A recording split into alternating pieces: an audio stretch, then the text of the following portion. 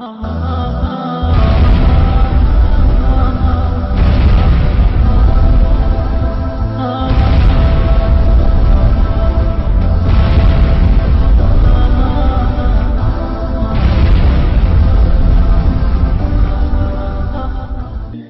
لڑکا ایک لڑکی گھنٹوں اپنے چہرے کو شیشے کے سامنے کھڑے ہو کے دیکھتا ہے، میں کیسا لگ رہا ہوں، میں کیسی لگ رہی ہوں، یہ کپڑا مجھے کیسا لگ رہا ہے، یہ لباس مجھے کیسا لگ رہا ہے، یہ رنگ مجھے کیسا لگ رہا ہے۔ اپنے آپ کو دیکھ دیکھ کے خوش ہونا۔ چند صبحیں گزرتی ہیں، چند شامیں گزرتی ہیں، وہی چہرہ ہے، اپنی شکل کو آپ پہچاننے سے انکار ہو رہا ہے۔ نہیں نہیں نہیں، یہ میں نہیں، اللہ کی قسم تو ہی ہے۔ پر اس زمانے کی ریت یہی ہے کہ وہ حسن والوں سے حسن چھین لیتا ہے، مال والوں کا مال چلا جاتا ہے، اقتدار والوں کے تخت الٹ جاتے ہیں، نوجوان جوانیاں وہ بڑھاپے کے بے رحم شکنجے میں آ کر بالکل وہ تباہ و برباد ہو جاتی ہیں، بہار کو خزاں لے جاتی ہے، زندگی بے موت حملہ آور ہوتی ہے۔ ملے خاک میں اہل شاں کیسے کیسے، ہوئے نامور بے نشاں کیسے کیسے، زمیں کھا گئی آسماں کیسے کیسے، اجل ہی نے چھوڑا نہ کسرا نہ دارا، اسی سے سکندر صفاتے بھی ہارا، ہر ایک لے کے کیا کیا نہ حسرت سے دھارا، پڑا رہ گیا سب یوں ہی ٹھاٹھ سارا، جگہ جی لگانے کی دنیا نہیں ہے، یہ عبرت کی جا ہے تماشا نہیں ہے، تجھے پہلے بچپن نے برسوں کھلایا، جوانی نے پھر تجھ کو مجنوں بنایا، بڑھاپے نے پھر آ کے کیا کیا ستایا، اجل تیرا کر دے گی بالکل صفایا، جگہ جی لگانے کی دنیا نہیں ہے، یہ عبرت کی جا ہے تماشا نہیں ہے، تجھے پہلے بچپن نے برسوں کھلایا، جوانی نے پھر تجھ کو مجنوں بنایا۔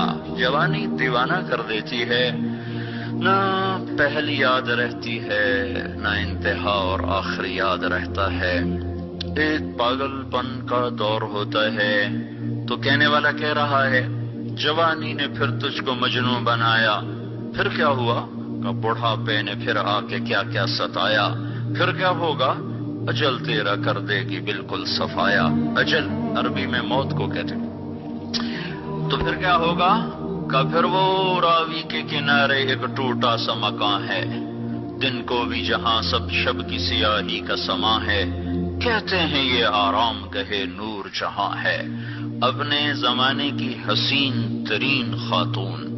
اللہ ساری چیزیں کم ہی لوگوں میں جمع کرتا ہے، نور جہاں میں ساری چیزیں جمع کر دیں، وہ حسین ترین خاتون، وہ ملکہ نور جہاں، وہ جہانگیر پہ بھی راج کرنے والی، وہ ہند کے تخت پر بیٹھنے والی، اس کے اشاروں پہ لاکھوں انسان گردنیں جھکا رہے، اور رزق بھی، حسن بھی، خاندان بھی، بادشاہت بھی، لیکن کہنے والے نے کیا کہا؟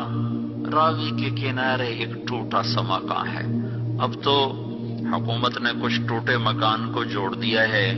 میں ایک دفعہ جب کالج پڑھتا تھا تو میں گیا تھا وہاں دیکھنے کے لیے، تو رب کی قسم وہ ٹوٹا ہی تھا، دونوں ماں بیٹیاں سوئی پڑی، لاڈلی بیگم، نور جہاں، وہ نام تو اس کا کچھ اور تھا، لاڈلی مشہور تھی اس کے نور جہاں کے لاڈ کی وجہ سے، دونوں ماں بیٹیاں پڑی ہیں، اور دن کو بھی جہاں شب کی سیاہی کا سما ہے، دن میں بھی خوفناک اندھیرا تھا، طبیعت گھبرا گئی، جلدی سے باہر نکل آئے، کون ہے یہ، کیا ہے یہ؟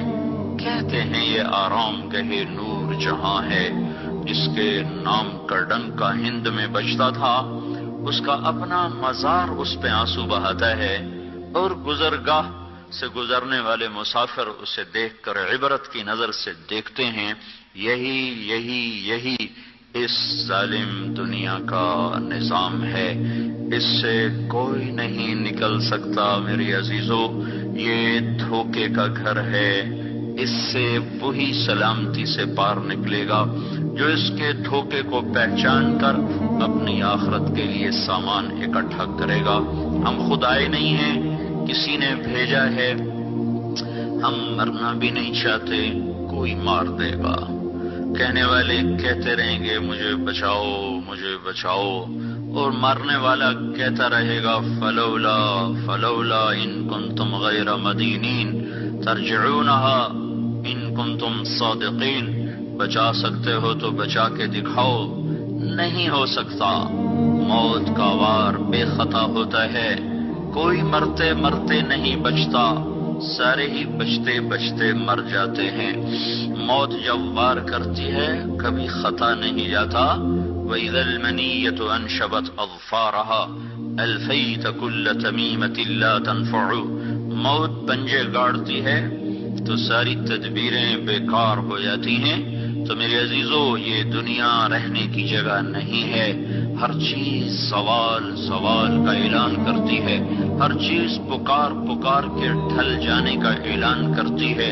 چمکتے سورج کو چند گھڑیوں کے بعد دیکھو جب وہ مغرب میں دم توڑ رہا ہوتا ہے، تاروں بھری رات کو سورج کی پہلی کرن کے ساتھ دیکھو جب تاروں کا حسن وہ ختم اور تمام ہو رہا ہوتا ہے، 14ویں کے چاند کے بعد 20 کی رات کا بھی چاند دیکھو جب وہ دم توڑنے کے قریب آ چکا ہوتا ہے۔ آج کی شکلیں اور ہیں، چند سال کے بعد شکلیں اور ہوں گی۔ پھر جنہوں نے پالا پوسا، جن گھروں کی ایک ایک اینٹ سے جی لگا، جب جان نکلے گی وہیں سے اٹھا کر لوگ مٹی کے دیس میں چھوڑ دیں گے۔ مٹی کی چادر ہوگی، مٹی کا گھر ہوگا، اندھیر کا راج ہوگا، تنہائیاں اور وحشتیں موت قیامت تک کی ساتھی ہوں گی۔ وہاں جو کامیاب ہوا وہ کامیاب ہے، وہاں جو ناکام ہوا وہ ناکام ہے۔ یہ زندگی ایک دھوکہ ہے، یہ بتانے والا آج کوئی نہیں ہے۔ یہ ماں باپ بتاتے تھے، وہ بھی بہہ گئے۔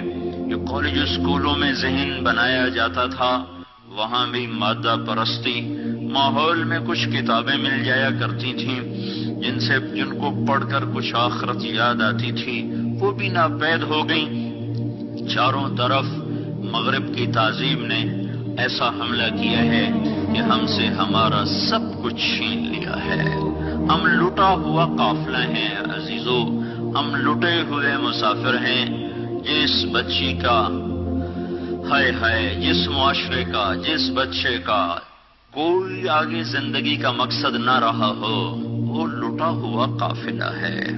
اور مسافر چلنے سے پہلے سوچتا ہے میں کہاں جا رہا ہوں، مجھے کیا کرنا ہے، میری منزل کیا ہے۔ آج کی دنیا ایسے نادان انسانوں کا قافلہ ہے جنہیں یہ نہیں پتا کہ میری زندگی کا مقصد کیا ہے، مجھے کس نے بنایا، مجھے کیوں بنایا، مجھے مار کے وہ کہاں لے جا رہا ہے۔ میں نے تو نہیں کہا تھا مجھے بھیجو، اس نے مجھے بھیجا۔ میں تو نہیں چاہتا میں مر جاؤں، وہ مجھے مارے گا۔ میں نہیں چاہتا ہوں مٹی میں جا کے منو مٹی تلے سو جاؤں، پر مجھے اگلے پھینک کے آ جائیں گے۔ میں یہ سب کچھ نہیں چاہتا، پھر بھی یہ ہو رہا ہے، میرے ساتھ بھی ہو جائے گا۔ تو عقل کا تقاضا یہ ہے کہ میں سوچوں تو صحیح کہ میں آیا کیوں ہوں، مجھے بھیجا کس نے ہے۔ میری زندگی کا سب سے پہلا سوال یہ ہے، میرا پہلا علم یہ ہے کہ میرا خالق کون ہے۔ اس کا جواب سائنس نہیں دے سکتی، سائنس تو خود میرا آپ کا بنایا ہوا علم ہے۔ اس کا جواب وہ دے سکتا ہے جس نے ہمیں بنایا۔ تو وہ کہتا ہے واللہ خلقکم من تراب ثم من نطفۃ، میں نے تمہیں بنایا، کس نے؟ اللہ نے۔ کہاں سے؟ مٹی سے۔ مٹی کو کیا کیا؟ ثم خلقنا النطفۃ علقہ، ایک پانی بنایا، پانی کو کیا کیا؟ فخلقنا النطفۃ علقہ، ایک جونک بنایا، جونک کو کیا کیا؟ فخلقنا العلقۃ مضغہ، ایک لوتھڑا بنایا، لوتھڑے کو کیا کیا؟ فخلقنا المضغۃ عظامہ، اس میں ہڈیوں کو پرویا، ہڈیوں کے ساتھ کیا کیا؟ فکسونا العظام لحما، اس پر گوشت چڑھایا، پھر کیا کیا؟ ثم انشأناہ خلقا آخر، پھر اسے خوبصورت شکل دی، کیسی دی؟ الم نجعل لہ عینین، آنکھیں، ولسانا، زبان، وشفتین، اور ہونٹ۔ یہ سارے کا سارا اللہ تعالیٰ نے اندھیروں میں بنایا۔ ثم السبیل یسرا، دنیا میں لے کر آیا۔ ثم اماتہ، پھر موت کا بے خطا وار کروایا۔